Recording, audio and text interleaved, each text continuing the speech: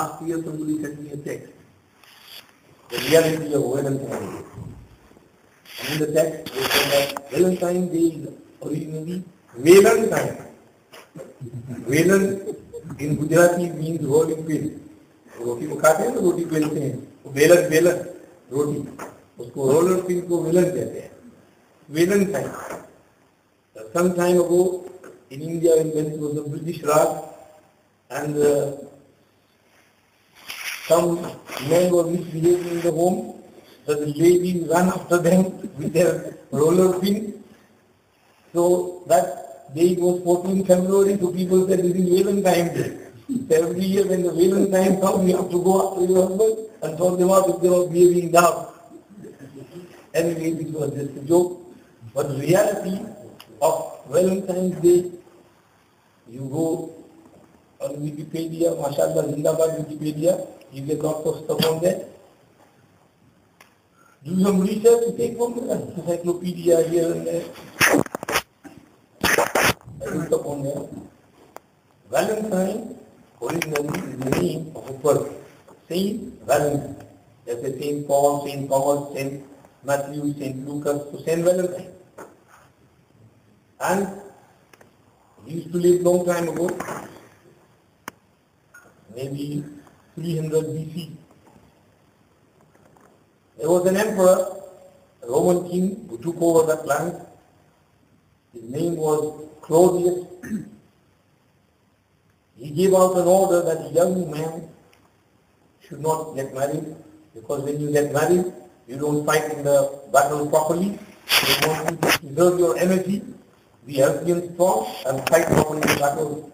So men are not allowed, young men are not allowed to keep any relationship, not allowed to get married, and you have to go in the battle.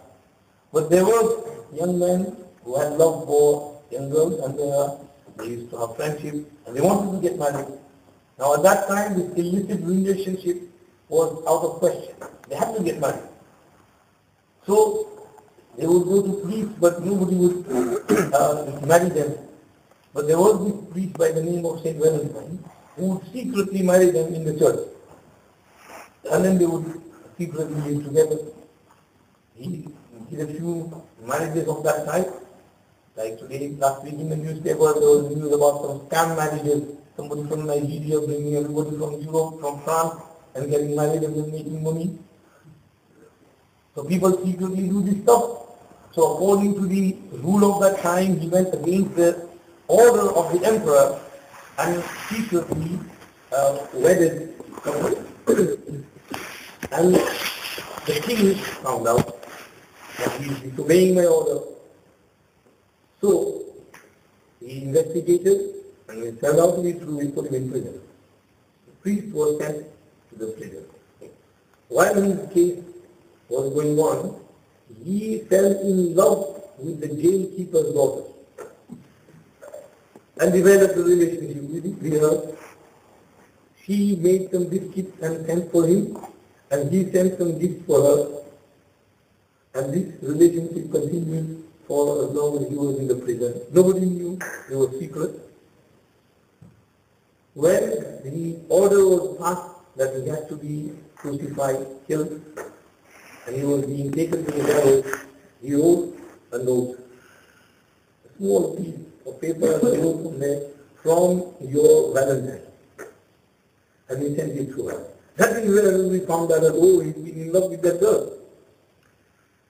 And maybe from there, this saying comes, who is going to be my Valentine?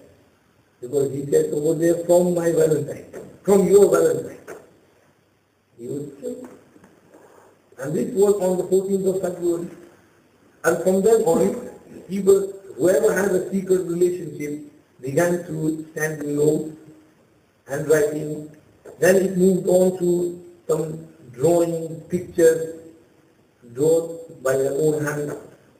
And as time moved on, in the 19th century, when the printing press came about, they modified it in the form of cards, and on the cards the love heart shape, roses, and that Cupid with two wings on there.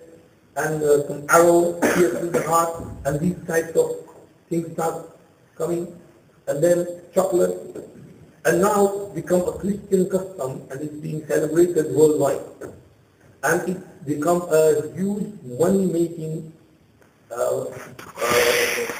event. Last year in India, during this Valentine's Day, flowers to the value of 6 billion pounds were sold. Only in India. Pounds, not rupees.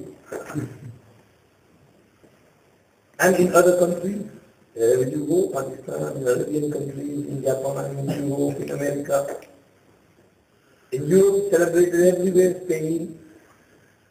Wikipedia says that in Slovenia they celebrate, and they also say that 14th of February is the date where if you sow the seed, then you get very nice harvest. So they try to do all their खेती on the 14th. And the vineyards are filled with workers on this day. Grapes, whatever. Also they believe that birds propose to one another on the 14th of February in Slovenia. These are some beliefs they hold. This is what takes place here on St. Valentine's Day. Now, when we have learned the history, you would be expecting me to come here, sit here, say, well, this is haram, that is haram, finish, full stop, go, wherever. But then you will find that there is no point in coming over here. We all know that when we know something, we should put it into practice. So why don't people put into practice? Why do we get these complaints of relationship outside marriage, outside wedlock, secretly going after one another, chatting, talking on the mobile, on the internet, Facebook, Twitter, and Allah knows where things are heading. We need to control ourselves. We'll go down that line later on. First of all, let's talk a little bit about this ishq, love, muhabbat, the romance. What is this ishq? Allama ibn Qayyim rahmatullahi alayhi has written a very nice book called Rawdatul Muhibbeen. And in there, he has talked about this muhabbat and ishq. When he comes on the chapter of ishq, he writes what is the definition of ishq. And he says that the hukama and falasifa used to say, هو مرض وسواسي شبيه بالمالكولية يجلبه المرء إلى نفسه بتسليط فكره على استحسان بعض الصور والشمائل. سببه النفساني الاستحسان والفكر، وسببه الجسماني ارتفاع بخار غذي إلى الدماغ عن مني محتقن، ولذلك أكثر ما يعتري العزاب وكثرة الجماع تزيده بسرعة.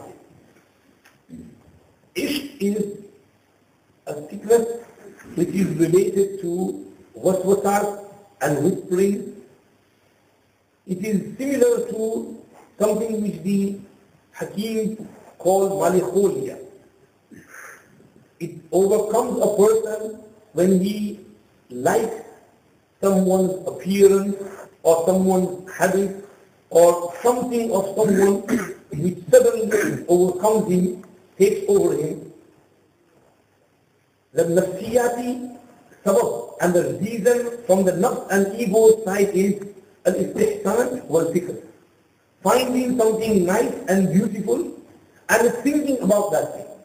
These are the two things which pull and drag that ishq and that this marad, which is waswasa and which takes over the person's mind.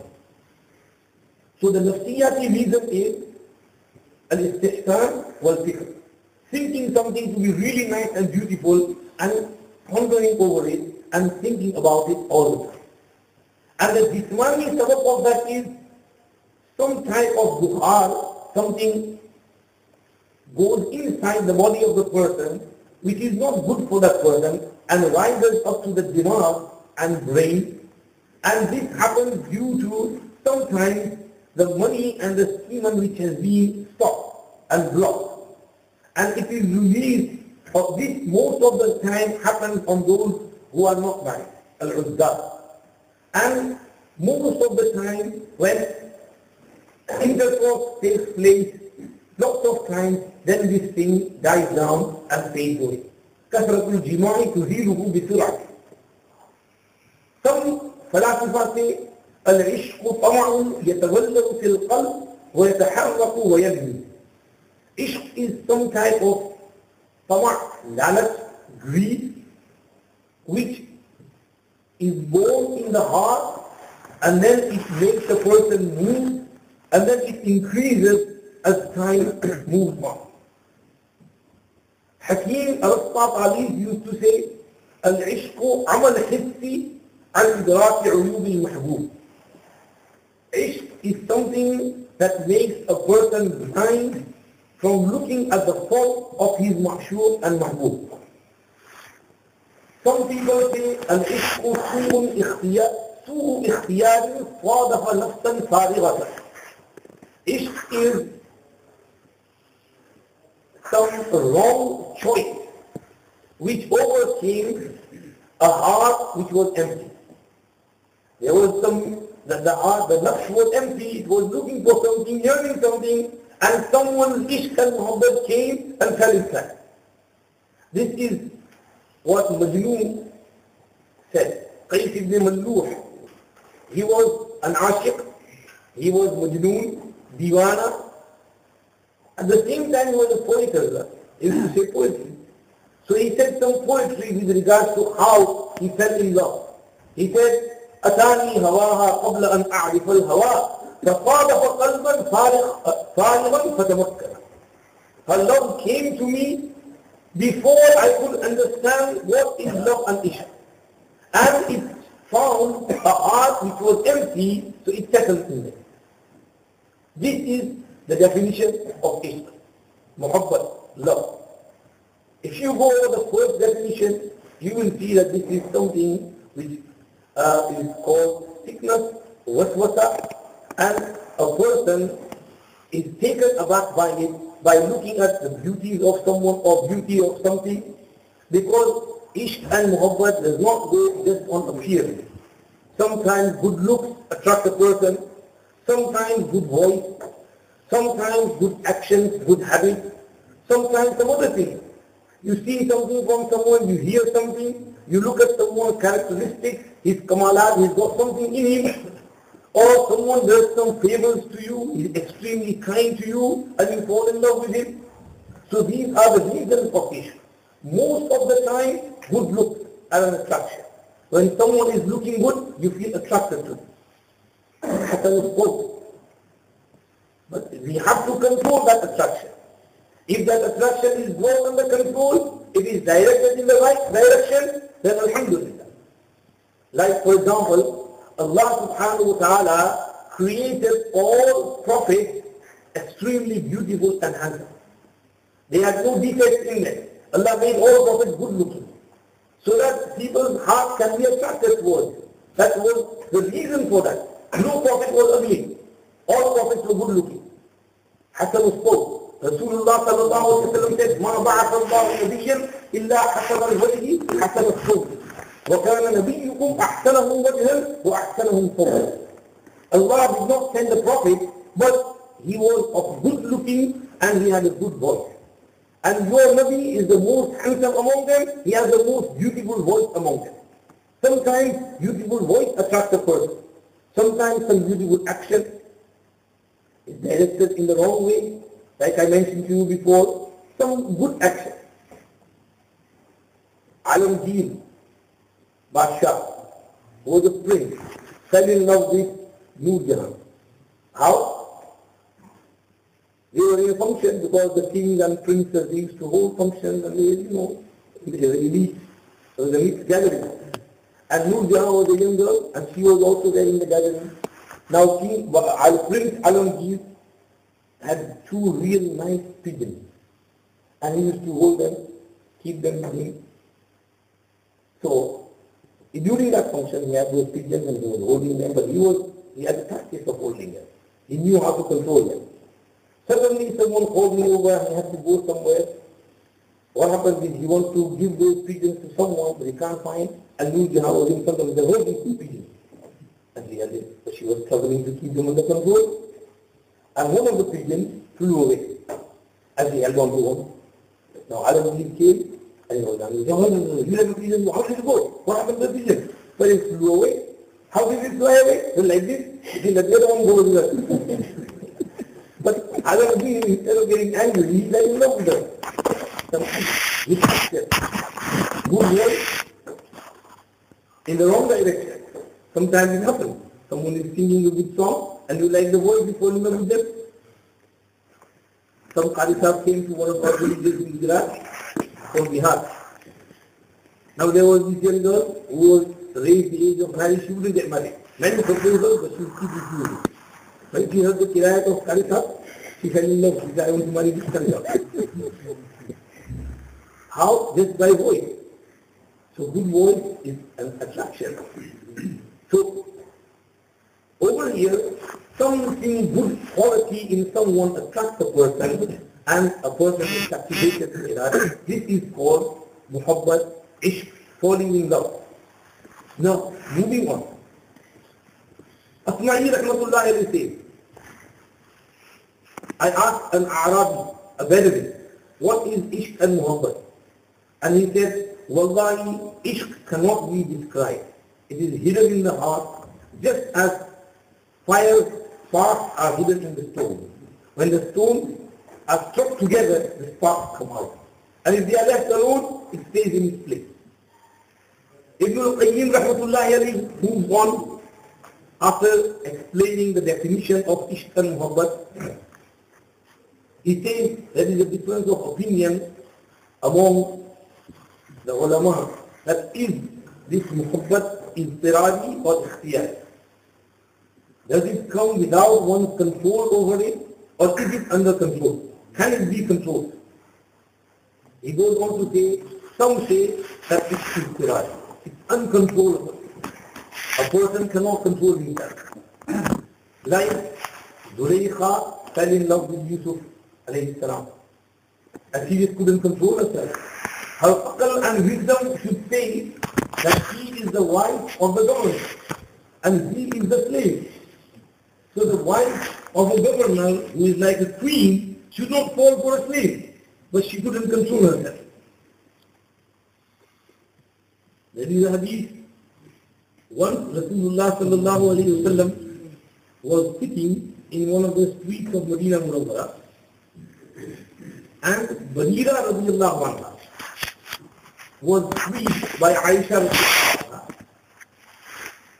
She was a slave girl. Aisha radiyallahu anha freed her. She bought her and freed her. Now her husband Mughith was a slave. Barira got a choice whether to stay with him or leave him. And she chose to leave him. But Mughith was deeply in love with Barira. So he used to cry and run after her. Rasulullah sallallahu alaihi wasallam was sitting with Abbas and he saw that Mughith is running after Barira and he's got tears flowing and his beard is all wet with the tears. And Barira is running away. Go, I don't want to see you. Go, I don't want to see you. Now Rasulullah sallallahu alaihi wasallam said, Ya Abbas, ألا تعجبوا من حب مغيث بريرة وبغض بريرة لمغيث. Do you not feel amazed at how much Mughith loves Barira and Barira hates sheep? Now over here Ibn al-Qayyim says we see that Mughith's love for Barira was beyond his control. He could have, that is why he's a man with a beard, but he's running after her and he's got tears in his eyes. Abu Qasim al-Mahdumi says that he was once holding on to the Parda of Ka'batullah Sharif. And he was making dua, Allahumma arham al-ashiqeen wa qawmi qulubahum wa'atif alayhim qulub al-ma'shuqeen. O Allah, have mercy on the ashiq and strengthen their heart and turn the heart of the ma'shuqeen towards the ashiq. So someone said, you are making this type of dua over here. And he said, this dua is more likable to me than performing an umrah from Jaizana. He said, because this ishq and muhabbat is beyond a person's control. When someone likes someone, he proposes, and they get married, the ishq and muhabbat increases. Rasulullah sallallahu alayhi wa sallam is sitting. A young man comes, and he says, Ya Rasulullah, I love my uncle's daughter, and she loves me as well. I want to marry her, but my uncle is refusing. And Rasulullah sallallahu alayhi wa sallam says, why? Because he is saying that she is engaged with someone who is more rich than myself. But she likes me and I like her. So Rasulullah sallallahu alayhi wa sallam said, لَمْ تُرَى لِلْمُتَحَابَّيْنِ مِثْلُ النِّكَاحِ. You won't find anything better than marriage for two persons who like one another. So if you like her, she likes you, then your uncle should, marry you with her. Because when there is muhabbat and love, then nikah will increase that muhabbat and that love. Ibn al-Qayyim rahmatullahi alayhi says that this is the opinion of majority of the ulama, that by nikah, this love and muhabbat, it blossoms, it brings fruit, it increases, and it develops. Because you like someone, then first of all, you look at them, and then you talk to them, and then you get married, and then your love increases. You might say that sometimes, the married couple also fight, and they have their disagreements. Okay, this happens. But this thing is because after a month or so, like Hazrat Ali Karamallahu wajhu says, Sururu Shahrid, Umi Mudahrin, Kusuru Zahrin, Yuzumu Mahrid. So these things happen. Peace goes out, up and down, these things happen. But they will stay together, hopefully. Because marriage, Allah subhanahu wa ta'ala has kept some barakat in these words. When you propose, and she accepts, and you say these words, this is a contract. And it binds you and keeps you together and increases that love. Let's say, for example, two businessmen. If they do business without taking contract, then the business will move on. But however, it's at a risk. Anytime, both of them could say, this is your work, I'm going with my business, and I'm going to take over. And the other person won't be able to say anything. But if they have a contract with the lawyer, then the other person will behave. He said, no, we have a contract, we have to abide by that contract. So similarly, in this ijab qabul, these simple words, because in Islam, marriage is not something very big which people have made it to be. It's very simple. Sahaba radiallahu used to get married, they would not even inform Rasulullah sallallahu alaihi wasallam, never mind inviting him for a huge walima and sending out cards and lists. So marriage is very simple. Rasulullah sallallahu alaihi wasallam said, if two persons like one another, get them married, the love among them will increase. This is something natural, because a human being has been created with this love and muhabbat. It's inside. Some people have it more, some people have it less. But it's there, and you can't deny that. When a person likes someone, they are both compatible, then you should get them married quickly. Similar scenario happened with Abu Ja'far al-Mansur. He was a Khalifa. He was traveling from Baghdad to Makkah Mukarram. He camped at one place. There was a village nearby. So this young man came to Abu Ja'far Mansur and he said, Amir al-Mu'mineen, you are the Khalifa, please help me. What happened? Well, I love my cousin and she likes me. I want to marry her, she wants to marry me, but my uncle is refusing. Why? Because he wants her to get married to someone who is very wealthy and I'm not that wealthy. So he said, okay. He sent someone, called his father and his uncle. And he said, you know this young man? I said, yes. And you have a daughter? Yes. And they both like one another? Yes. Then why didn't you get them married? He said, well, no. If you are relatives and you get them married, tomorrow will be the wedding and I will pay for all the expenses. And he told the whole army to stay there for one more day and a day extra. And he gave 10,000 dirhams as meher and 10,000 dirhams for the walima and everything. And he got them together, united them, and he said, Alhamdulillah. Because in the hadith, Rasulullah sallallahu alayhi wa sallam said, أفضل الشفاعة أن يشفع بين اثنين في النكاح. The best form of sifarish and intercession is when sifarish is done between two for nikah and marriage. So when this is done, this is a good form of sifarish. That person will be rewarded. If we look a few years back, in our society and community, we have people who would make this union. They would go out, your daughter is good for that boy and that boy is good for this, get them married quickly. And that is how marriages used to take place. And now, day by day, this thing is fading away. And as our second generation is coming, we don't have these types of people. And that is why young men, young boys, young girls are in their homes. And their age is increasing, maybe 30, 35, 36, and they're still in their homes. Someone sent me a text that Mulana Sahab, I have a sister of 37, another one of 33, and they are both not married. Please, will you find a sister for them? Let us know. So up to that age, and they are still in their home. So when this takes place, when there is some muhabbat between two, this is natural, and this is rare ikhtiyari, beyond one's control. When you see that two persons like one another, and there is possibility, there is compatibility, no harm in there, then get them married. Don't keep them waiting next year, shadi, and after 1 year, walima, and after that, this and that. These types of things should not take place. So, Ibn al-Qayyim rahmatullahi alayhi mentioned over here some of this type of what you call aqwal with regards to this, that muhabbat is ghair ikhtiyari, is there.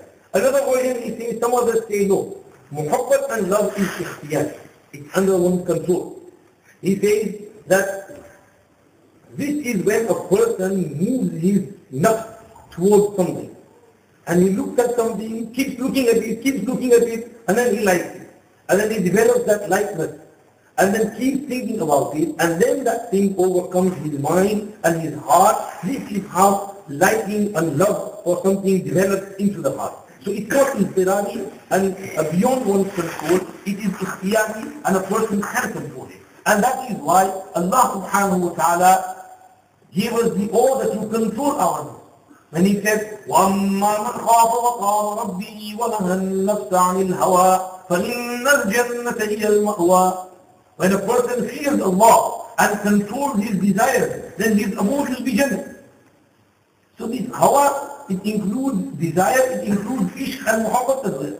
So when you like someone but you control yourself, you don't do something silly, then this is what Allah subhanahu wa ta'ala will be happy with that because of your controlling, and Allah will grant you Jannah. So he says that this is ikhtiyari, and a person has to bring himself under control. These are the two qawls and two opinions with regards to whether ishq and muhabbat is ikhtiyari or non-ikhtiyari. We don't under one control or out of control. Then he goes on to do the faisla, the judgment between the two qawls. Ibn al-Qayyim rahmatullah says, Mabadi al-ishq ikhtiyariyatun wa kada asbabuh. The beginning of the ishq and the reason why ishq takes place is ikhtiyari, under a person's control. Because it starts off with looking at the whole, and thinking about it. Thinking, looking, and that is how it starts. That is where you have to control yourself. This is why some Urdu poet says, आँख से आँख है लड़ती, आँख से आँख है लड़ती, मुझे डर है दिल का, कहीं ये न जाए इस जंगो जदल में मारा, इस फाइट में कहीं ये न पकड़ा जाए. आँख को आँख से लड़ाई कर लेती है, लेकिन दिल पकड़ा गया तो गए काम में. The eye can fight with the eye, but I am scared about the heart. That if the heart is captured, then the masla is gone out of control. But another poet says, no, bhai, you are wrong. He says that दिल की तकसीर नहीं मगर जालिम है आंखें, दिल की तकसीर नहीं मगर जालिम है आंखें, ये जाके न लड़ती वो गिरफ्तार न होगा. The fault does not lie with the heart, the fault is of the eyes. If there is no fight, then the heart will be captured.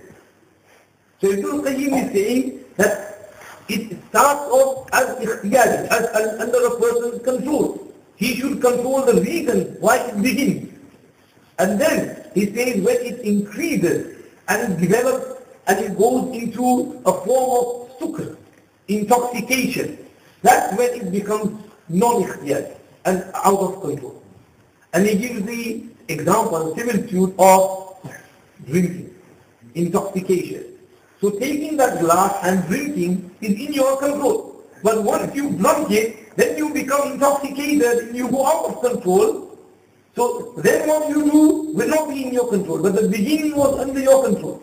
Similarly, falling in love, the beginning is under your control. Don't begin, don't start off. If you start off, if you move on, if you take the if you start in the beginning, then you will get out of control. So he says, this is where a person has to control himself. And this sukr and intoxication and going out of control. Imam Ahmad ibn Hanbal rahmatullahi alayhi was asked, how can you realize whether a person is muskir and is intoxicated or not? He said, إِذَا لَمْ يَعْرِفْ ثَوْبَهُ مِنْ ثَوْبِ غَيْرِهِ وَنَعْلَهُ مِنْ نَعْلِ غَيْرِهِ. When he doesn't realize his clothes from the clothes of another person and his shoes from the shoes of another person. He wears whoever clothes he finds and whoever shoes he finds, that means he's not all there. He is intoxicated. Imam Shafi'i rahmatullah said, إِذَا اخْتَلَفَ كَلَامُهُ الْمَنْظُومُ وَضَاحَ بِسِرِّهِ الْمَكْتُومُ. When words are muddled up and jumbled up, and he opens up and reveals all his secrets, that means his mind is intoxicated, he is not all there. A sign of being intoxicated. Majnoon was in that hal of sukr and nasha, with the ishq of Layla. And he wouldn't realize what's happening, what's around him. When he would be running away and someone would want to stop him, he would just say, Layla. He wouldn't say Majnoon. Oh, Majnoon, come here. Layla, please stop. Someone would ask him for, in the examples they say, that Layla once asked for some ink. People went around to look for ink and Majnoon pierced his finger and offered his blood.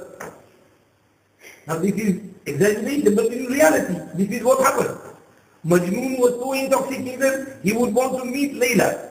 But he couldn't meet her, so he would go around the house of Layla and go around the streets and alleyways. He would kiss this wall, he would kiss that wall, and even the dog that was going around in that valley near her house, he would kiss that dog as well. Because he was in that state of madness, insanity.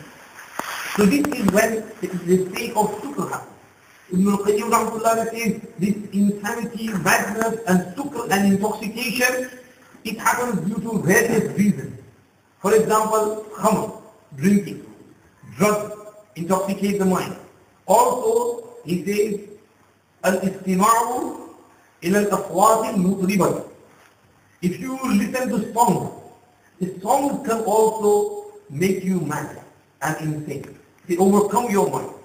Just as drinking and just as listening to songs, they both overtake you.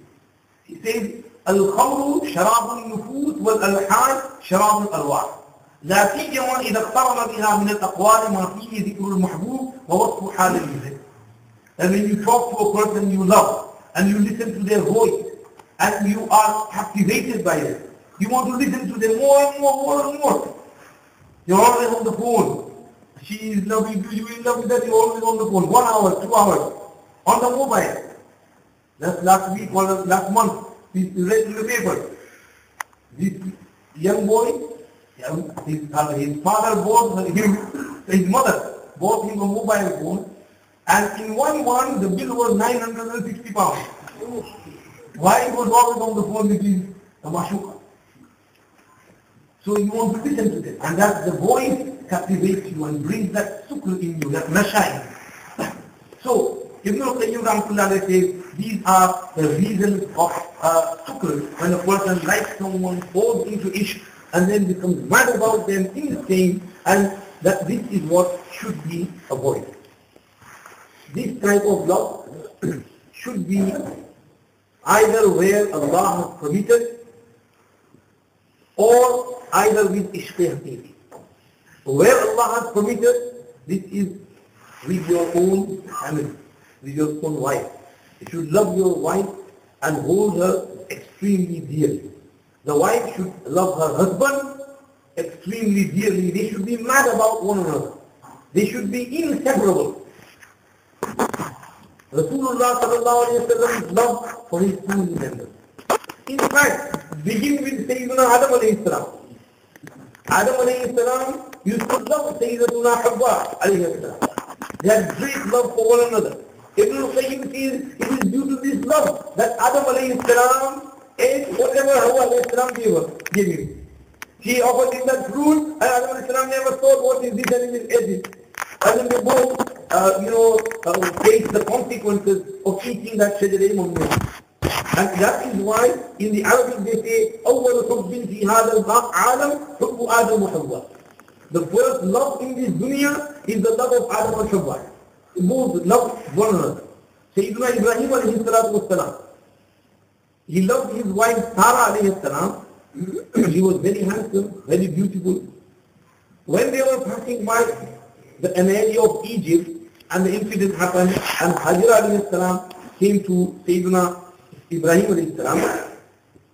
Ibrahim alayhi salam freed her, Ibrahim alayhi salam married her. But now Ibrahim alayhi salam loved Hajar alayhi salam as well. And Sarah alayhi salam became jealous because they were both talking of one another. So Ibrahim alayhi salam had to take Hajar alayhi salam and the child they had, Ismail, to Makkah Mukarram.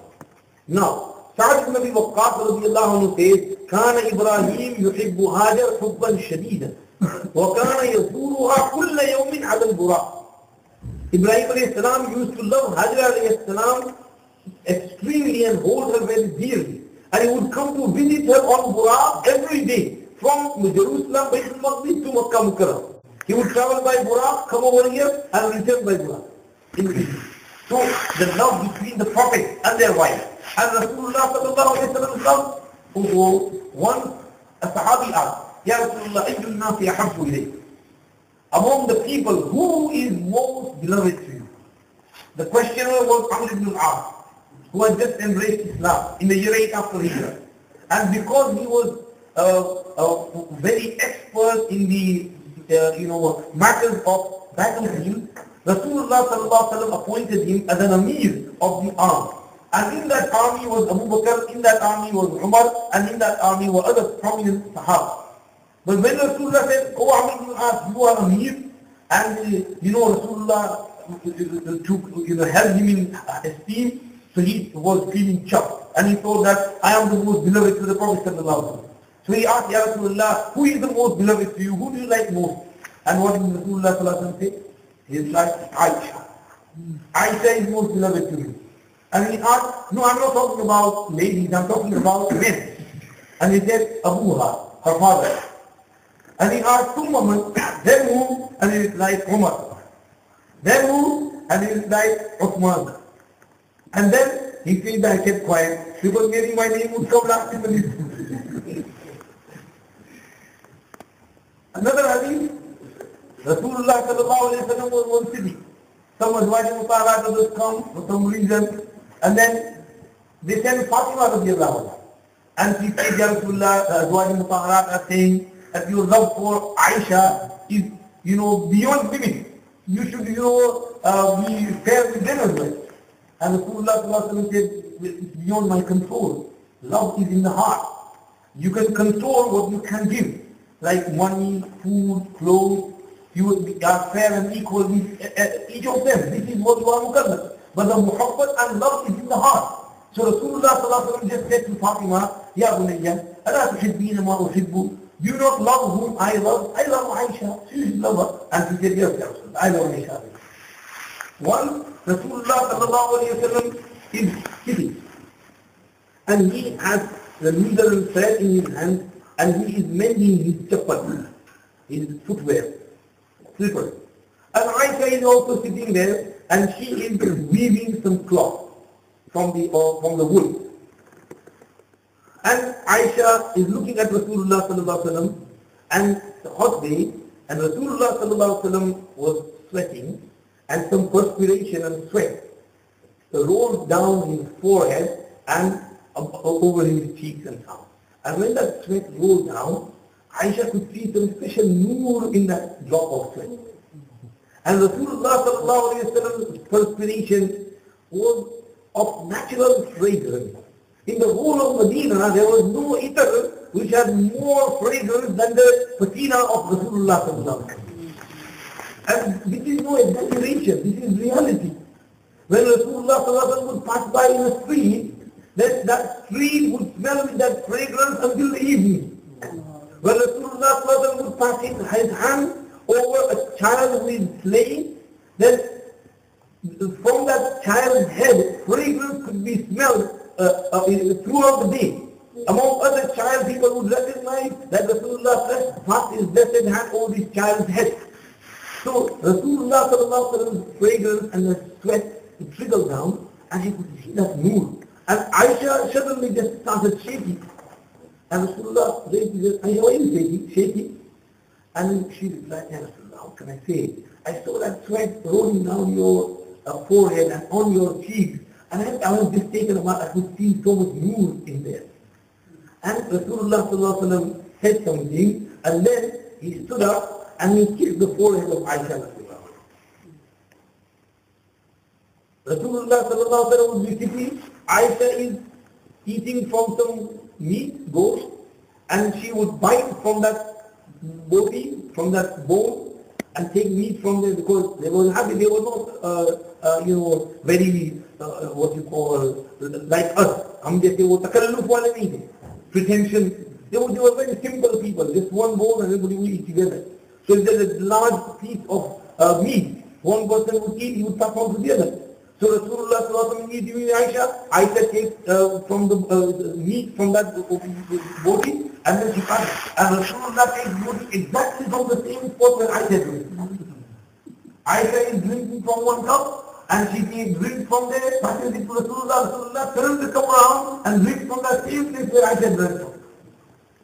And same with Aisha. She would do the same with Rasulullah sallallahu alaihi wasallam. So this is pure love. It is muhabbat. This is what the Anbiya alayhi salawat wa taslimat had for their wives. Sayyidina Umar radiallahu anhu, during his khilafah, he fixed allowances for the Sahaba. For the Ummahatul Mu'mineen, he fixed the allowance of 10,000. And for Aisha radiallahu anha, he gave her extra 2,000. And people asked, why did he give her more? And he replied, لِأَنَّهَا حَبِيبَةُ رَسُولِ اللَّهِ صَلَّى اللَّهُ عَلَيْهِ وَسَلَّمَ. Because she was the most beloved to the Prophet sallallahu alaihi wasallam. So this was Rasulullah sallallahu alaihi wasallam's love for his wife. The Sahaba in a similar manner. They used to love their wives. Abu Bakr Siddiq radiallahu anhu had a son named Abdur Rahman. Once his name was written to go in an expedition. But his wife said, no, you just been a few months ago, where are you going now? I want you to stay here with me and this and that. And he said, okay. And he took his name out and I'm sorry, excuse me for this tomorrow, I can't come. And Abu Bakr Siddiq radiallahu anhu found out that this is what happened, that his name was written in there and his wife told him not to go and he was away. So Abu Bakr Siddiq radiallahu anhu said, I'm telling you, he's stopping you from obeying the command of Rasulullah sallallahu alaihi wasallam. Rasulullah told you to go in that expedition and he stopped you from doing that. You have to do what I say. Let's send her home.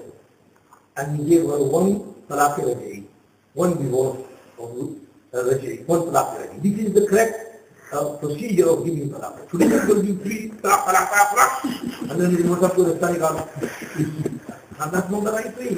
If something happens between you and together, then you should say one talaq. And within one, you have the possibility of, reconciliation to you. So he gave her one talaq, and she went.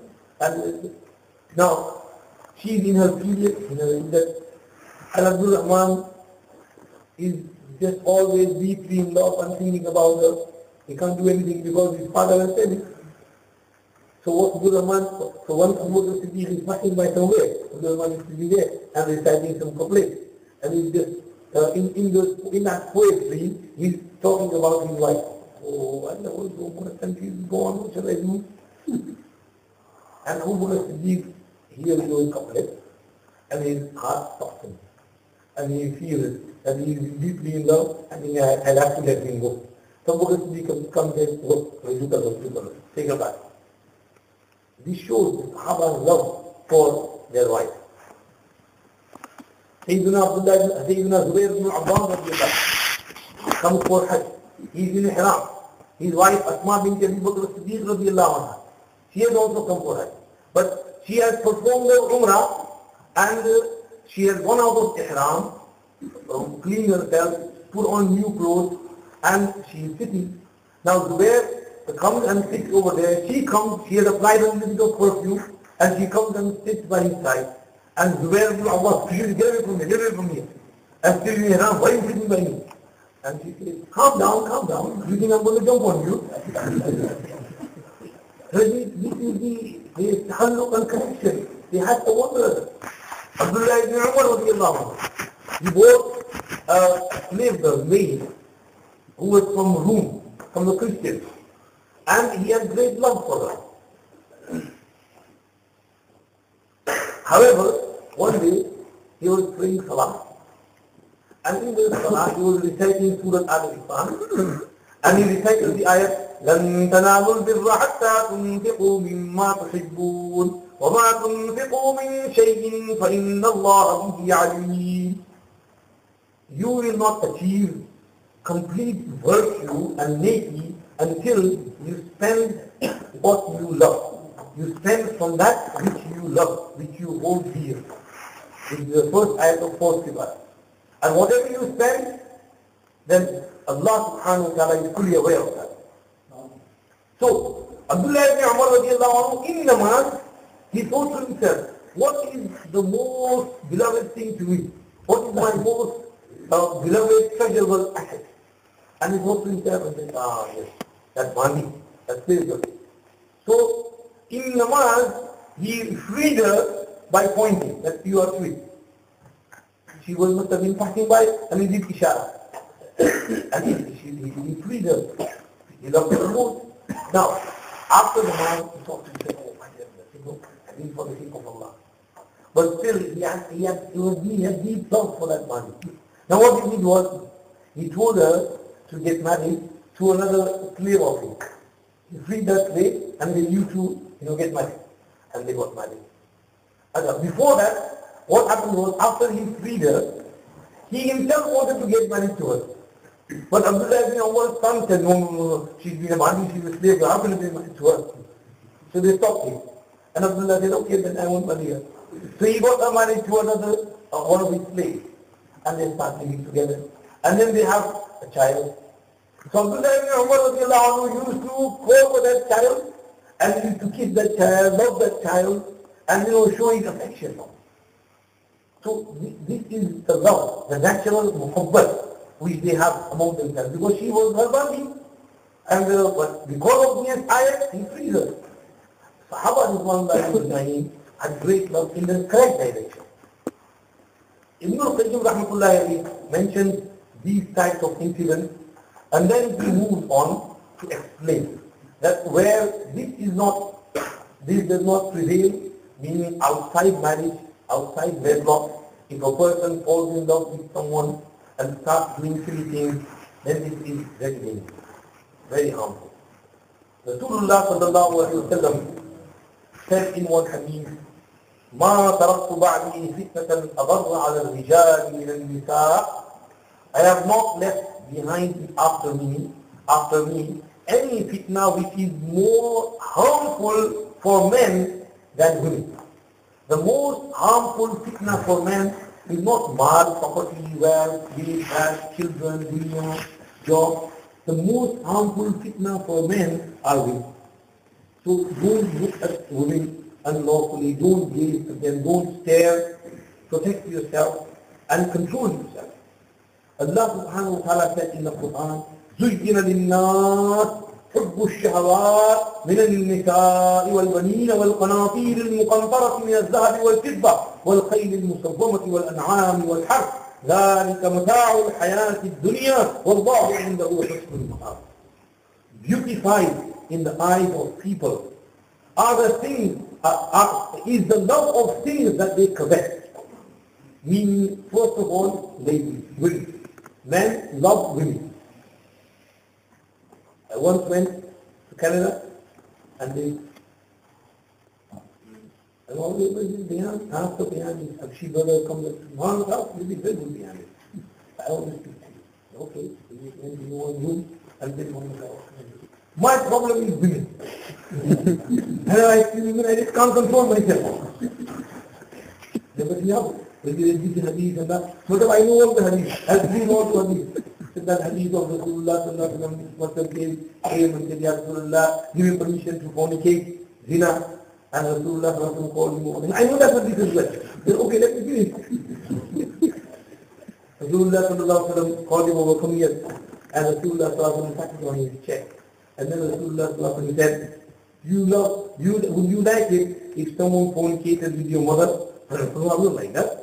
Would you like it if someone fornicated with your daughter? No, I wouldn't like that. With your auntie Khala? No. With your pupi? No. Well, the woman with whom you sleep, she will also be either the daughter of someone, or a mother of someone, or a Khala of someone, or a pupi of someone, and they won't make it. Yeah, I understand. I thought I won't do it.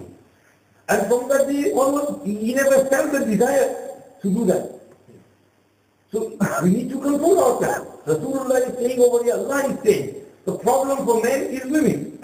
Zujjina linnas. It has been beautified in your eyes, which means you have to take control of yourself. Allah subhanahu wa ta'ala, after mentioning these things of this dunya, Allah says, قُلْ أَوْنَبِّيُكُمْ بِخَيْرٍ مِنْ ذَلِكَ. Shall I tell you something which is better than all this list which has been mentioned? للذين اتقوا عند ربهم جنات تجري من تحتها الأنهار خالدين فيها وأزواج مطهرة ورضوان من الله والله بصير بالعباد. Those who have taqwa, Allah will grant them gardens from Jannah and وأزواج مطهرة. أزواج مطهرة, wives who will be far and pure and clean. The Mufassirin say what does far and pure and clean over here mean? Far and pure and clean over here means those women will be made by Allah subhanahu wa ta'ala in Jannah. They will have been created in Jannah. And they will have been brought up eating the fruits of Jannah, the za'afran and the fruits of Jannah. They would have drunk from the tasneem and kawthar and salsabil of Jannah. They would not have seen this dunya. They will not, never, haid and menstruation will not come to them. They would not have to go to relieve themselves with istinja, pishab and paykana. They would not have any balgham and reek and phlegm coming out of them. They will not be affected by the perspiration. Like over here in this dunya, we are overcome by the sweat. We have to wash ourselves, we have to clean ourselves. Those women in Jannah will be specially created by Allah subhanahu wa ta'ala. And those women will be حُورٌ مَقْصُورَاتٌ فِي الْخِيَامِ. They would be living in their own chambers and quarters. They would never have gone out of there. They would not have seen any other person, human being, besides their Jannatis who will come to them. That will be the only human being whom they would have seen. So this is wajwajun mutahharatun, far, pure, physically, mentally, by heart, by mind. These are the ladies whom Allah has kept for you in Jannah. So your eyes should be going towards those and not towards these over here, who have all these problems which we have just mentioned. So Allah subhanahu wa ta'ala said, don't go for the min al-nisa'i wal-baneen, go for these words, wajun mutahharatun, and ridwanun min Allah, wallahu basirun bil-ibad. Rasulullah sallallahu alayhi wa sallam mentioned the fitna of women. There is nothing wrong with women. I'm not criticizing women or anything. It is wrong with us, men. Our heart, our mind. We don't control our heart. We don't control our mind. We don't control our eyes. That's why we have a problem. So Rasulullah is teaching us, control yourself. Allah said, قُلْ لِلْمُؤْمِنِينَ يَغُضُّوا مِنْ أَبْصَارِهِمْ وَيَحْفَظُوا فُرُوجَهُمْ. Tell the believing men, lower your gaze. Don't look around here and there. And guard your modesty. ذَلِكَ أَزْكَارُهُمْ. This is more purifying for your heart. إِنَّ اللَّهَ خَبِيرٌ بِمَا يَسْمَعُونَ. Allah is fully aware of whatever they do. On the same instruction given to the leaders. وَقُلْ لِلْمُؤْمِنَاتِ يَغْضُضْنَ مِنْ أَبْصَارِهِنَّ وَيَحْفَظْنَ فُرُوجَهُنَّ. Tell the believing ladies as well, that lower your gaze. Don't look unlawfully at other men. And وَيَحْفَظْنَ فُرُوجَهُنَّ. Protect your and guard your modesty and chastity. Rasulullah sallallahu alaihi wasallam is telling us, he's giving us this instruction that we should not fall in love with women outside wedlock and do silly things. He is saying that it is a fitna for you, it is harmful for you, it is dangerous for you, so don't go into these types of relationships. Rasulullah sallallahu alaihi wasallam gave us the anecdote, he gave us the dua, that you make this dua and inshallah Allah will protect. Simple dua. Allahumma inni a'udhu bika min fitnatin nisa'i. Oh Allah, I take your refuge from the fitna of women, from the test and trial and tribulation through women. I don't want to fall for that temptation. Please protect me from this. Rasulullah sallallahu alaihi wasallam told us another dua. Allahumma inni a'udhu bika min sharri sam'i wa min sharri basari wa min sharri maniyyi. Oh Allah, I take your refuge from the evil of my ears, from the evil of my eyes, and from the evil of my money, my semen.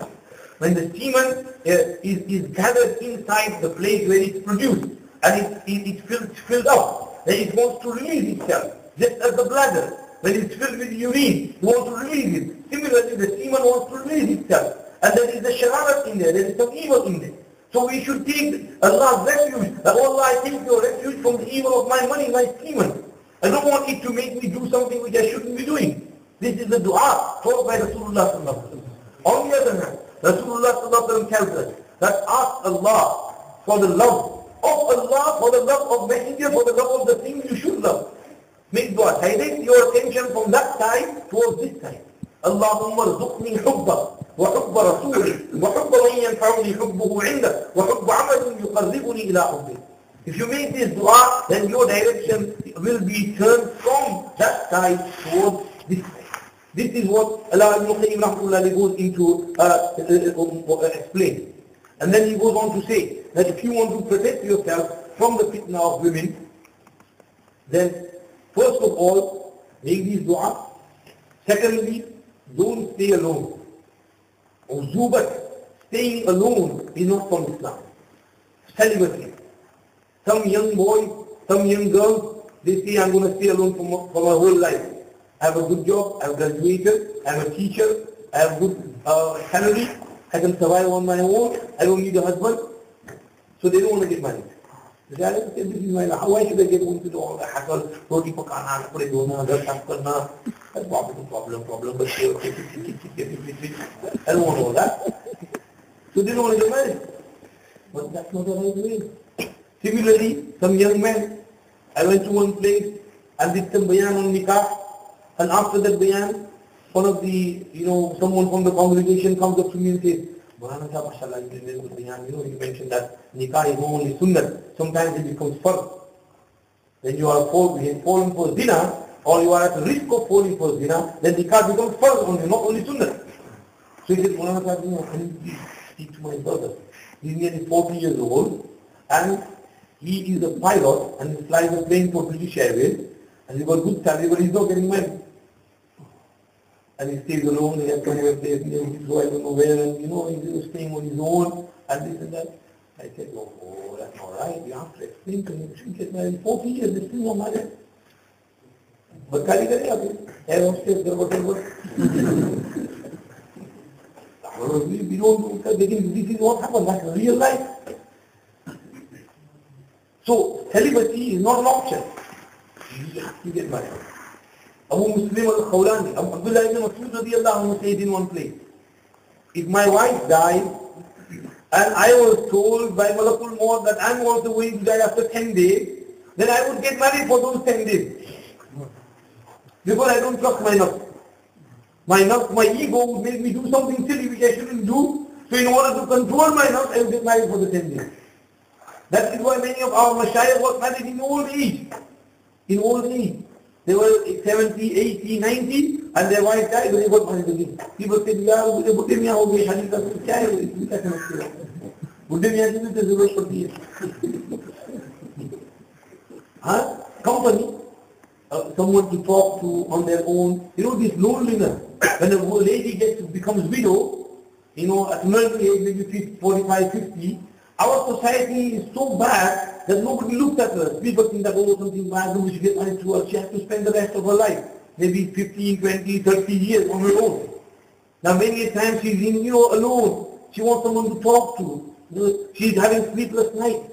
She can't sleep. And she's got some bimari, sicknesses, and she can't sleep. At least if someone was with her, she can talk to that person. Then it would give a lot of, make her calm. So this shadi and marriage, or zubat, staying alone, is another thing which Ibn Qayyim mentioned. Keep making dua, first of all. And then he says, get married as soon as you can. If you can't get married, then the first option he mentions, which is in the hadith, is a soul. Fasting, continuous fasting. It will bring you under control. Some Sahabas, asked Rasulullah sallallahu alaihi wasallam that, Ya Rasulullah, we want to, become Sufi, real Sufi, and we don't want to have anything to do with women. Can we castrate ourselves? खुशियाँ काट दें ताकि वो शहवती न बढ़ के और औरत की जरूरती न बढ़े. आप सल्लल्लाहु अलैहि वसल्लम फरमाया नहीं. ला रहबानियत फी इस्लाम. There is no rahbaniyat and becoming a monk in Islam. Islam does not encourage a person to become monk. No, you have to lead the natural way of life. Our Prophet ﷺ led that natural way of life. He told us this is how we have to live. Everything there is sunnah that is there. Once some Sahaba come to the house of he is not there. They inquire from Mu'mineen about the Mahmudat and practice of Rasulullah. And she told them that he gets to at night and he prays to Mahmud and then he gives the Tarawih and Mahmudat. And they say, oh, Rasulullah Mahmudat is because he is chosen by Allah, he is forgiven, he is in high in Jannah, he doesn't need to do a lot of zikr, azkar, and wazifa, and tilawat, and ibadat. We need all these wazifa. So one of them says that from now on, I'm always going to fast throughout my life, every day. Another one says, from now on, I'm always going to spend the whole night in tahajjud. I'm never going to sleep. Another one says, I'm always going to stay alone, I'm never going to get married. Because marriage stops you from worshiping Allah. I don't want any obstruction, distraction, I'm going to stay alone. So, when Rasulullah comes, informs him that some men came and asked about your ma'mulat, and then they made this remark. Rasulullah got really angry. He came inside the masjid, when everybody gathered for salah, and he said in the speech, مَا عَلُوا أَقْوَامٍ يَقُولُونَ كَذَا وَكَذَا أَمَا وَاللَّهِ إِنِّي لَأَعْلَمُكُمْ بِاللَّهِ وَأَخْشَاكُمْ لَهُ لكني أصلي وأنام وأصوم وأفطر وأتزوج النساء فمن رغب عن سنتي فليس مني. What is the matter with some people who make these types of remarks? I am the one who knows Allah the most, and I have the most fear of Allah subhanahu wa ta'ala. And in spite of that, I pray salah and I sleep. I keep fast and I don't keep fast as well. And I marry women as well. This is my sunnah. Whosoever turns away from my sunnah is not mine. So, this is the second cure that you should get married. If you can't get married, if you are in problems, then keep on roza. You will get the khawab of roza as well, and you will be able to control your desire and your lust as well. So, this is another thing which is mentioned over there. Allah subhanahu wa ta'ala said in the Quran, وَأَنْكِحُ الْأَيَامَ مِنْهُ. Those who are not married among you, get them married. This وَأَنْكِحُ, this khitab al-address, is for who? It's for the boys and the girls, or is it for their guardians? It's for the guardians. So the parents, it's your responsibility. As soon as the child reaches the age of marriage, it's your responsibility to look for a suitable partner for them. You can take help from them. It's very easy for someone in mind, and you can explain to them and talk, and maybe things can move on, progress. You can do that, there is no harm.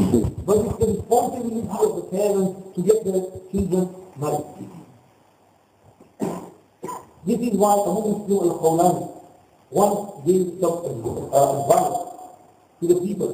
And he said, oh people, get your young boys and young girls married quickly, because when the shahwat and desire, erupt, then he does not have any ears by which he can listen to your advice, nasiyat and counsel. Shahwat doesn't have ears. When the shahwat comes up, then if the person doesn't understand, he goes into that state of insanity. He just goes around and does whatever he likes. So before that stage comes, you should take care of your children and get them married quickly. This is the instruction given by Abu Muslim al-Khawlani, الذي آية وأنكحوا الأيام منكم والصالحين من عبادكم وإمائكم. Allah says, إن يكونوا فقراء يغنيهم الله من فضله. If they are poor, Allah will enrich them through His grace. والله واسع عليم. Allah is full of wus'at and full of knowledge. And then Allah says, وَلْيَسْتَعْفِرْ الَّذِينَ لَا يَجِدُونَ نِكَاحًا. Those who cannot find something by which they can get married, who don't have a place to live, who don't have a job, who have no money, maybe they can't support a partner, then what is partner? They should have istighfar, control over themselves. They should control themselves, until something opens up. When they start until Allah enriches you by His grace. So wait, be patient. This is called sabr, be patient. Don't become impatient. So these are the instructions to be done. Now, when a person, falls in love, likes someone, then what should we do? That's what we have mentioned, control yourself. Then we work for that when a person controls himself. Ibn al-Qayyim rahmatullahi narrates one hadith that Rasulullah sallallahu alaihi wasallam said, من عشق فكفر وكتب والصبر ثم مات شهيدا. Allah knows how sahih is the isnad of the chain. However, it's mentioned that whosoever falls in love but he conceals and is patient and he controls himself and he faces death because of that, then he will die as a shaheed. In another hadith, he will be forgiven. In another hadith, he will be admitted into Jannah. Rasulullah sallallahu alayhi wa sallam mentions the incident of those three who were traveling and rain starts to fall and they go inside the cave and suddenly rocks start to fall and the entrance of the cave is blocked and they can't get out. They try to go from the other side, there is no other side, no exit, only entrance. So they are staring in the face of death. They say that no one can save us from here except Allah subhanahu wa ta'ala. So let's pray to Allah subhanahu wa ta'ala. Maybe He can rescue us. And pray through good a'mal, some good deeds which we have done. So the first person gets up and mentions the khidmat of his parents. Oh Allah, I used to serve my parents. I used to love my parents. I used to take care of them. I never beat them, never hurt insulted them. I was very kind with them. I used to always feed them first before my children. So if I used to do that for you, then all right. And the rock moves and they can see someone. And then the other person gets up. He says, oh Allah, you know that I have a friend. I used to love her. And I used to try and attract her to myself. But you and one day, she fell in need and she came to seek help from me. And I offered her what he would fulfill my hajat and sleep with me. And she agreed. And when I got those 100 dinars, somehow worked for it and made an effort and gathered it. And then she came over and I was about to commit the act. She closed her eyes and turned her face and she said, Ittaqillah wa la tasudda al-khatam illa bi'aqli. Fear Allah and do not break the seal unjustly. So I just stood up and ran away and I left the 100 gold to my leader. So if I had that hope and fear of yours, just you because there was nobody to stop me, but because of your hope and fear I ran away and I turned from that zina, then please help. So Allah subhanahu wa ta'ala, you will go. The third person mentioned is honesty, ihtijaj and Allah subhanahu wa ta'ala removed the rock and they all came out. So this is a virtue. Rasulullah sallallahu mentioned this in some other incidents of this kind. In one hadith about Zulkifl as well. Similar incidents. Ibn al-Qayyim mentioned some incidents about this young man from the people of Kufa who used to worship, who was a good lad, he was ascetic and he was zahid and abid. He came to the hall in one place and some Qabila or tribe of Naqa came and among them was a beautiful handsome young girl. He was also very handsome, she was also very handsome. They looked at one another and they fell in love. And from time to time they would keep lying, wait for one another, look at one another. She realized that he loves me, he or we have a special tendency, they can tell from the eyes of man. So So she realized, and one day she sent a note to him that, I know you like me, I also like you. If you want, then I could come to your place, or I could arrange for you to come to my place. And he said that none of the two will happen. And she asked why, and he said, and he replied, because Allah subhanahu wa ta'ala has said, الأخلاء يومئذ بعضهم لبعض عدو إلا المتقين. Friends on that day will be enemies to one another, except those who are taqwa. And I have this friendship for you. I want that friendship to remain in this dunya and the hereafter as well. I don't want to do something silly by which we become enemies on the day of Qiyamah. So she said, oh, he loves me so much, and in spite of that, he has so much control over himself. And she said that I also have to mistake. He proposed for her, but his father said no, she is going engaged somewhere else. But she said no, I don't want to get married now. She started doing ibadah. And she, exerted herself in worship and ibadah. So much that she became weak and frail. And after some time, she passed away. And that young man, he grieved. He started shaking, he cried. And he would then go on her grave every day, and he would sit there and cry. And remember, he would read Quran, he would read Quran. One night, he saw her in the dream. And asked her, how are you? And she replied, نعم المحبة يا سؤلي محبتكم حب يقود إلى خير وإحسان. Oh my beloved, how nice is your muhabbat and your love. The love which pulls me towards good and ihsan and ibadat of Allah subhanahu wa ta'ala. So he said that, how are you over there? And how did you fare in front of Allah? Where are you now? And she replied, إلى نعيم وعيش لا زوال له في جنة الخلد ملك ليس بالفاني.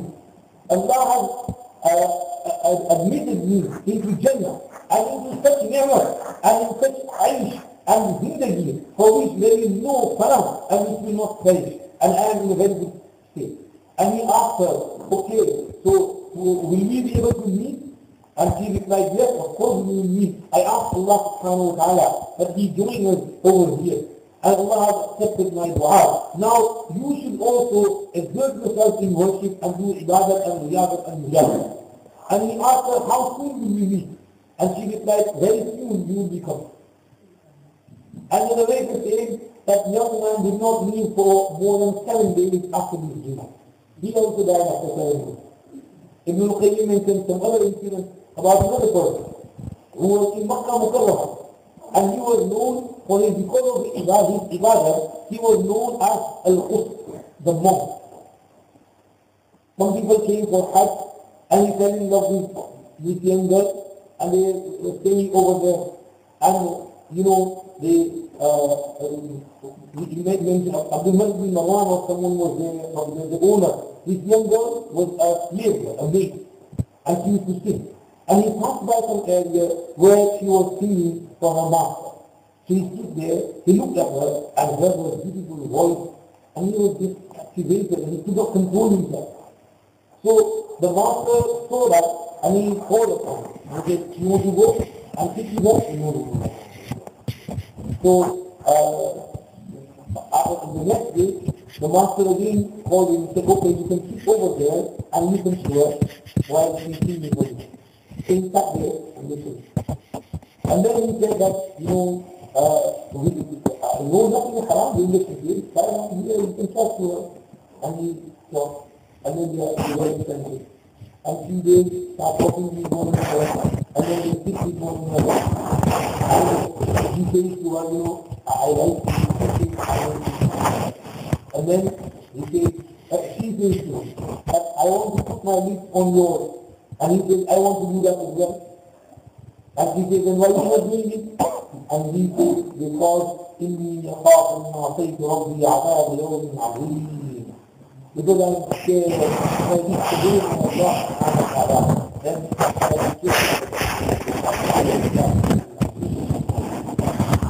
in spite of this love, you control yourself.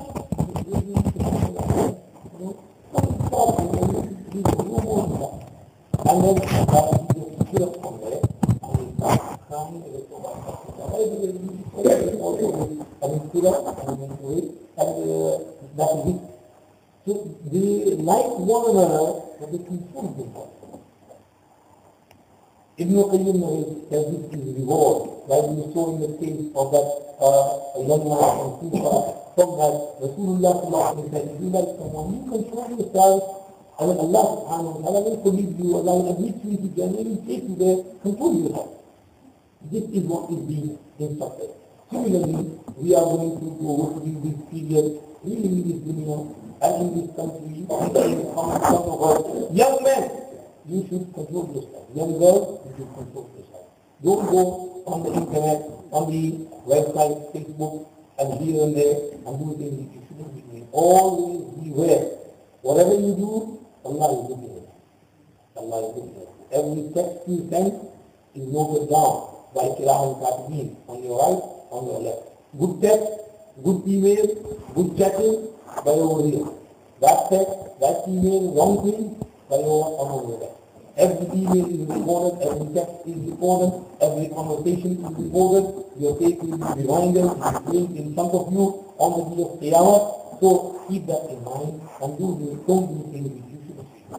So now we understand the Islamic perspective with regards to Valentine's Day. Muhabbat and love is something natural, it should be directed in the correct way, not in the wrong way. If it's used in the wrong way, then Allah subhanahu wa ta'ala anger is chapter to Allah ibn Arad, the person is dinner, fornication, the wicked relationship, and then, these things happen to people who are very weak, who can't control themselves. Be a man of honor, be a woman of honor. When you control yourself, you know what is right, what is wrong, you control your desires. Don't do things that you shouldn't be doing. Don't fall weak, don't fall for your shahwat and your love. This is what is being, what we call encouraged. I have this book over here, which is the same title, When Desire Takes Over. It is written by our Maulana Abdul Raheem Limbada, mashallah, very good book. I have read it myself, and I have told others to read it as well. Every grown up, young ones who read this book, is very beneficial. It got the subject which I mentioned, many of the stories which I mentioned to you as well, the Ash'ar of Imam Shafi rahmatullahi alayhi. Beautifully it says, اِكْفُوا فَعِفَّ نِسَاءُكُمْ فِي الْمَحْرَمِ وَتَجَنَّبُوا مَا لَا يَلِيقُ بِمُسْلِمِينَ إِنَّ الزِّنَا بَيْنَ الْمَرْءِ أَخْرَجْتَهُ كَانَ الْوَفَاءُ مِنْ أَهْلِ بَيْتِكَ فَاعْلَمِي من يزني يزن به ولو بجلاله إن كنت يا هذا لذيذا فارحمي يا هاتفا حرم الرجال وقاطعا سبل المودة عشت غير مكرمي لو كنت حرا من سلالة ماجد ما كنت حتى كن لحرمة المسلمين. إذا إفكوا فعف نساؤكم. Be chaste, and your women will also stay chaste. And stay away from that which is not suitable for Muslims. Whoever fornicates will be fornicated with.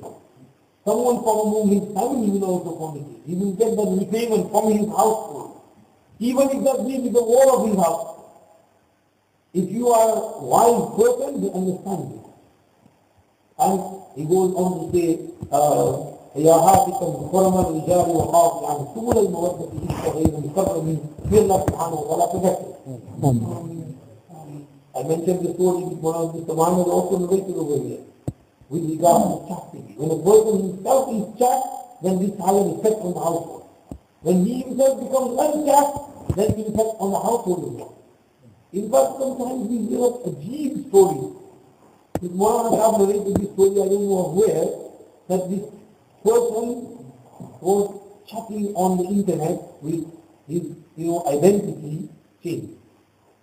And we were chatting with some girl, and they kept on chatting for 5 days, months, and the relationship developed, and then they agreed to meet one another at one place. He went and she came, and what did they find out? It's his own daughter. No. He was having relations with his daughter, they were making one of this is what's happening. She is in her room, he is in his room, they're chatting with one another, we don't know. This is why take care of yourself, control yourself. If you are not tough, you can't control yourself. How do you expect your children to control yourself? I am one place, and you know, lady, she says to me, alhamdulillah, she's a sick lady, she says, hi, and she, you know, on the phone she talked to me, she said, you know, this friend of yours, I am 55, he is 57,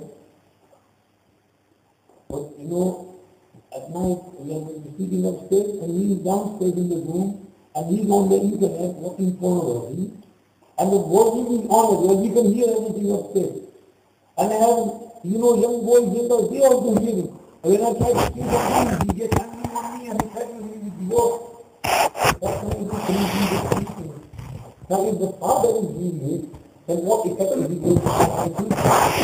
You want your children to be quiet like your and you yourself are committing these kinds of acts. How can that be possible? So this is why you need to control yourself. Young, old, boys, girls, men, women, you know, when these type of things come, these people are saying, let them do it. You don't want to condemn what they are doing, they can do what they want. It's their country. We are a minority, we are only 2 million, they are 50 million. They can do what they like. We can explain to them that, you know, in our religion, we prefer chastity and modesty over immorality and immodesty. And what is a sin is a sin. You must not mix sin with virtue. You cannot mix black and white. What is black is black, what is white is white. What is sin, what is bad is bad, what is virtue is virtue, what is good is good. You just have to help me that there is you will be whomever you like, there is no harm in it. And I explained in the beginning, yes, there is a difference. When a contract of ijab and proposal and acceptance is made, it's a binding contract. It has an effect on your heart and your mind. Allah accepts something in there. Like you know when you say La ilaha illallah Muhammadur Rasulullah, the word has an effect. So this a proposal and marriage, it has an effect. It binds you together. And it keeps you together. It makes things lawful and halal for you. And without that contract, it's haram. And haram has an effect on it. Like the animal, when you slaughter it with Bismillah, it's halal. And the same meat, if it was slaughtered without the haram meat, it would be haram. So similar over here, the haram relationship is haram. It's sin, it's even in the Bible as well. That it is a sin. The sin of the eye, the sin of the ear, the sin of the private part. It's all mentioned in the Bible. Your books are also saying it's sin. It's not only us. The difference is you are forgetting the book. We are still holding on or trying to hold on to our book. What Allah has said, what Allah and Rasul has said. And this is our guidance and this is what we should be following and in light of Quran. May Allah subhanahu wa ta'ala give us the tawfiq. Mohammed ने book लाए हो, हाँ ये है, कितने की है? अगर मस्जिद में देवो किराया नहीं करना चाहिए, लेकिन हमारा है ये किताब लेके जाओ, खरीद के जाओ, बहुत फायदा होगा, बहुत अच्छी किताब है. और क्योंकि मौलाना अब्दुल सुभान माशाअल्लाह यूनिवर्सिटी के ग्रेजुएट हैं, तो ये इनसाइड इंफॉर्मेशन है. आपको सब यूनिवर्सिटी में क्या होता है वो भी सब मिलेगा. तो वहाँ पर अपने बच्चों को तुम कहो कि इसको पढ़ो और इससे अपनी इस्लाह करो, इससे इंशाअल्लाह बहुत फायदा होगा. अल्लाह पाक इस किताब को भी कबूल फरमाए, लिखने वाले को भी कबूल फरमाए और इससे उम्मत को फायदा पहुंचाए. दुरूद शरीफ पढ़ो तो आपको अगर वही वो चीजें नहीं पाओगे. दुरूद शरीफ पढ़ो. سبحانك اللهم وبحمدك نشهد ان لا اله الا انت نستغفرك ونتوب اليك. اللهم ربنا لك الحمد حمدا دائما شكرا دائما. اللهم ربنا لك الحمد حمدا كثيرا طيبا مباركا فيه من السماوات والارض ومن ما بينهما ومن ما شئت.